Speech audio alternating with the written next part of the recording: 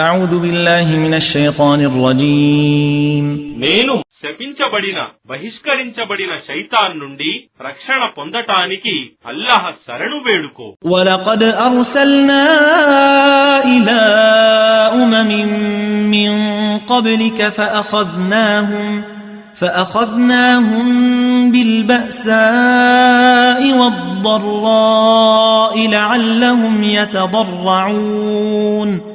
మరియు వాస్తవానికి మేము నీకు పూర్వం ఓ ముహమ్మద్ అనేక జాతుల వారి వద్దకు ప్రవక్తలను పంపాము.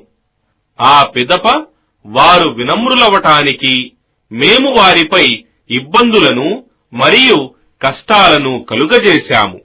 فلولا إذ جاءهم بأسنا تضرعوا ولكن قست قلوبهم وزين لهم الشيطان ما كانوا يعملون. పిదప మా తరఫు నుండి వారిపై ఆపద వచ్చినప్పుడు కూడా వారెందుకు వినమ్రులు కాలేదు? కాని వారి హృదయాలు మరింత కఠినమయ్యాయి. మరియు శైతాన్ వారు చేసే కర్మలన్నింటినీ వారికి మంచివిగా కనబడేటట్లు చేశాడు. فلما نسوا ما ذكروا به فتحنا عليهم أبواب كل شيء حتى